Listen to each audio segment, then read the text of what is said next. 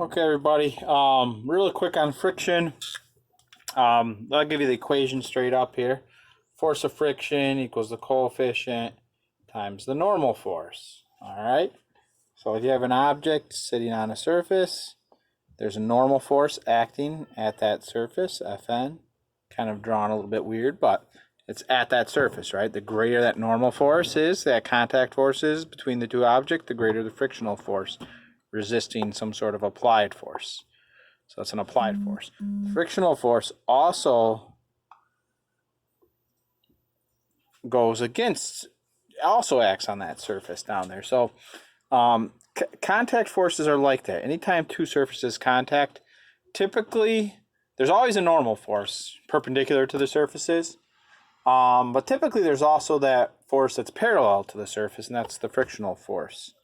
All right. Now, when we did this experiment, I think I had to pull it with the spring scales, right? And you saw that the force, if you measured the force as a function of time, as you started to pull it, right? The force would start off with nothing because you're not pulling on it. The force would go up as you pull it, then it would break free and start moving.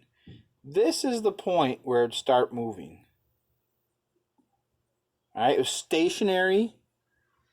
And then all of a sudden, you got to a certain force, and it broke free and started sliding, and that was kind of irregular. The irregularity is because of the surfaces, right? There's a good simulation that illustrates this. But anyway, this is the static situation, and this is the kinetic, right, or sliding. Typically, we just call it kinetic, but you should note that a kinetic is always sliding friction. It's never rolling. Rolling's a different friction, actually. So anyway, it behaves differently, right? So how does this equation come into play? Well, we actually have, when we do this, a kinetic coefficient and a static coefficient. All right?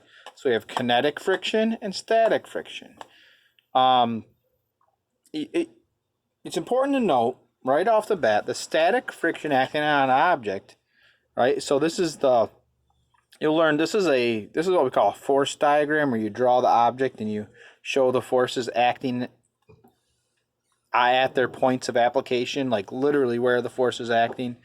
These normal force of friction acting there. If I drew a force-free body diagram, that's when we use a dot. So we'd have Fn. I didn't draw Fg in here. That's just going to make things even crazier looking. If you draw a free body diagram, it's probably easier to explain what's going on with friction. So what's happening is this applied force that's in the glare, sorry about that, this applied force is increasing, right? And the friction kind of increases at the same time, but then the friction hits a peak, and the object is now able to start moving. It's able to accelerate. So initially it's static, right? It's static, no acceleration. So as the applied force increases, the friction also increases, and then it hits a peak, and the applied force can keep on increasing, and the friction will remain constant. So once you go over that peak, then the object will start moving. And actually, if you keep increasing the applied force, the object's acceleration will increase because we've reached the max, right? And it always takes a little bit more. Well, typically it takes a little more force to break something free than it does to keep it moving. So that's the big thing there. Now, the force of static friction is always equal to whatever the applied force is, as long as it's stationary. So even though we have a static coefficient, we only use it when we want to determine how much force it'll take to break something free and start sliding it. That calculation, that coefficient is only used for when we want to actually figure out how much force it takes to get something moving, what is the maximum amount of friction that can be applied. That's when we use that coefficient. Anytime something's sliding, we use the kinetic coefficient. All right? So, for instance, just a couple examples here. One of the favorite ones is to say, okay, you have a wooden block sitting on a wooden table. All right, so you can look that up in your reference table at the very front page. All right, wooden block, wooden table. So mu sub k is 0.30. Mu sub s is 0.42. And I say, okay, it's a 10 kilogram block. All right, it's got a 10 Newton force acting on it. Determine the force of static friction acting on the block. Well, and let's say it's stationary. Well, instantly the force of static friction must be 10 newtons, because if it's stationary, the left and right forces must be balanced. So the static coefficient force must match the applied force. But always what people do here is they start trying to use the equation, which is nonsense, right? And I'm going to show you why it's nonsense. Because 0.42 is the static coefficient.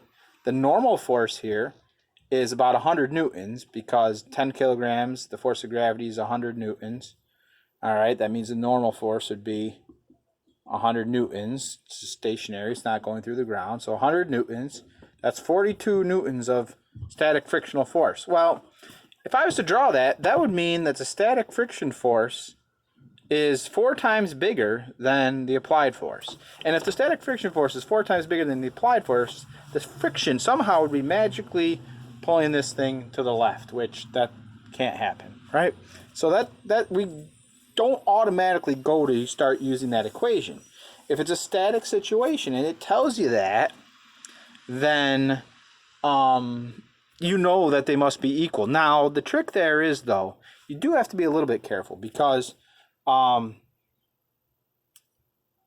if I don't tell you it's stationary, right, and I say just simply that same setup, 10 kilograms, wood on wood, if I say the applied force is 50 newtons, for instance, right? If I say the applied force is 50 newtons, and I just simply say, this would be the trick, right? This would be the devious thing. If I say determine the force of friction acting on the block, and I don't tell you if it's moving or not, then you got some calculation work to do, because you got to figure out if it's moving or not.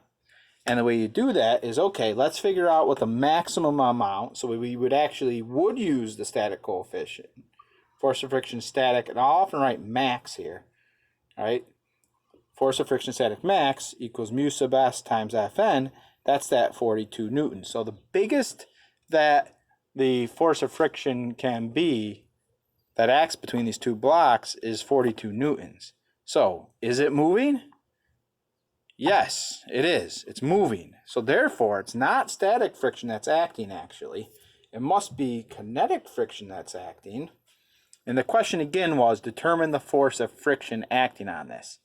And I didn't tell you which one. I didn't tell you if it was moving or not. Oh, I forgot to do the focus lock. Sorry about that. And you have to figure that out. So I know it's moving because the applied force is bigger than the maximum amount that friction can apply. Though that was funny. So now let's figure out how much friction must actually be acting on that block to resist its motion. Well, it would be the kinetic coefficient, because we know it's sliding, times the normal force. All right, which would be 30 newtons. And just to take this a step further, that means this is 30 newtons, right? Maybe then a part B would be determine the acceleration of the block. So this is also a good review.